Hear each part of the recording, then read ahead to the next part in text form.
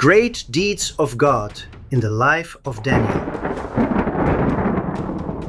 Daniel, for his tender years, showed the love of God in his life. He was among the children that were carried to Babylon during the captivity by Nebuchadnezzar. Himself and 3 other Hebrew children were selected at the order of the king. Children in who was no blemish, but well favored and skillful in all wisdom and cunning in knowledge and understanding of science, and such as had the ability in them to stand in the king's palace, and whom they might teach the learning and the tongue of the Chaldeans. And the king appointed them a daily provision of the king's meat and of the wine which he drank, so nourishing them 3 years, that at the end thereof they might stand before the king.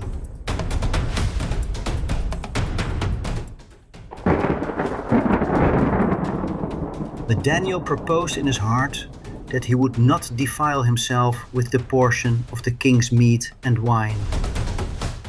He requested of the prince of the eunuchs that he might not defile himself. Now God had brought Daniel into favor and tender love with the prince of the eunuchs. God's favor was on Daniel to change the king's orders. So Daniel, Shadrach, Mishael, and Abednego made a deal with the prince of the eunuchs to allow them only pearls and water for 10 days. If they did not look better, they had to return to the king's meat and drink. So at the end of 10 days, verse 18, they were brought before the king. The king communed with them, and these 4 youths had no match in everything, in all matters of wisdom, understanding, that the king required of them. They were 10 times better than all the magicians and astrologers that were in all of Babylon. Daniel had understanding in all visions and dreams. Favor from God.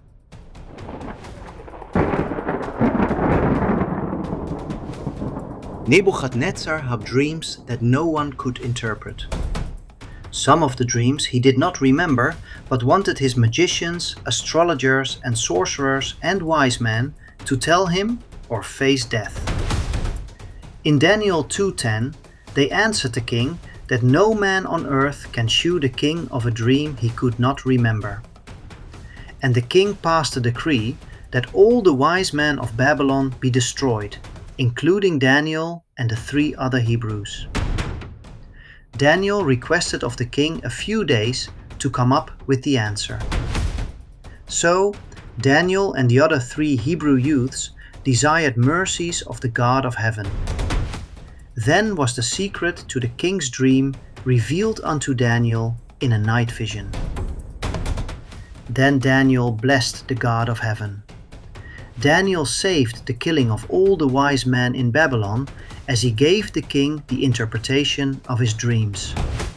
Daniel, a man of the captives of Judah.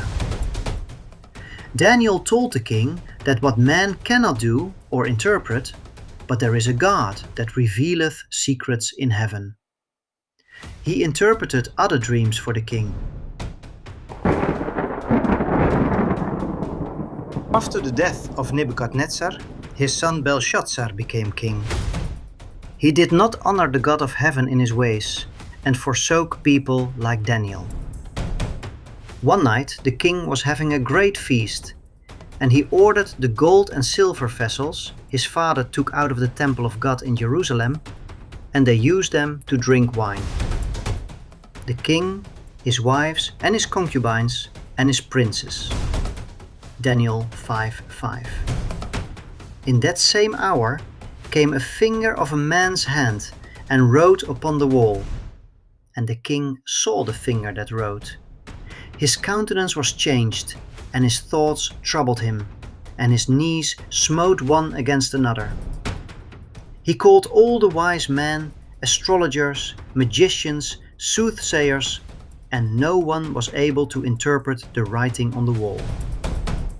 The queen mother, when she had remembered Daniel, and asked her son the king to send for him. She said, "Forasmuch as an excellent spirit, and knowledge and understanding, interpreting of dreams, and showing of hard sentences, and dissolving of doubts were found in the same Daniel,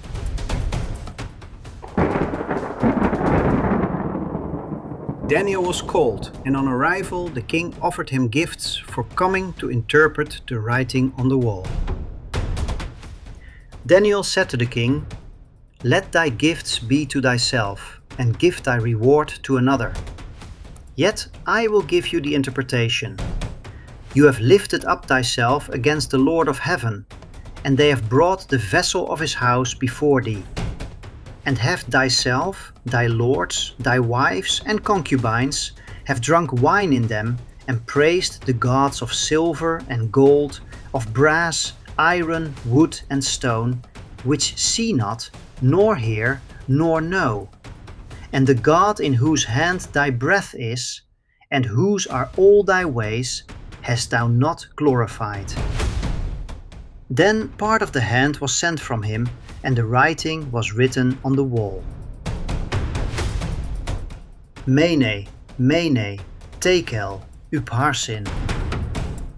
The interpretation by Daniel was, 'God hath numbered thy kingdom, and finished it. Thou art weighed in the balance, and art found wanting. Thy kingdom is divided, and given to the Medes and Persians.' God favors interpreting the handwriting on the wall. The same night the king proclaimed Daniel the third ruler of the kingdom. But that same night the king was slain by the Medians, and Darius became king.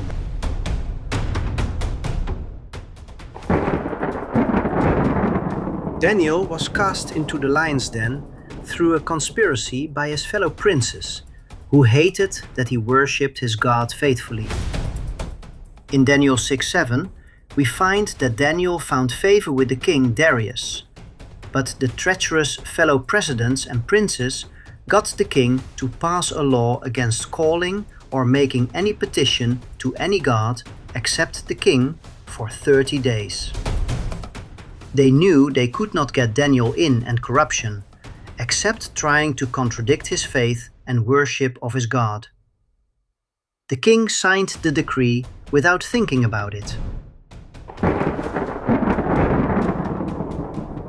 Daniel continued in Daniel 6:8 to worship and give thanksgiving to his God as always, facing Jerusalem and his windows open and on his knees.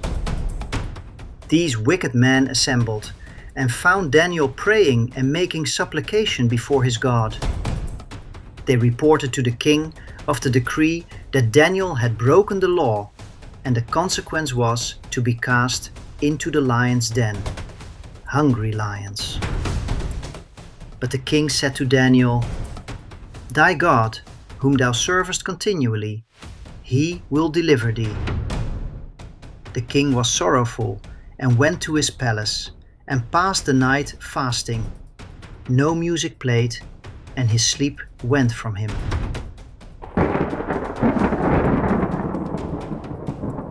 Daniel had no issues with the lions. The anointing of God upon Daniel kept the lions friendly, that they watched and kept company with him all the night.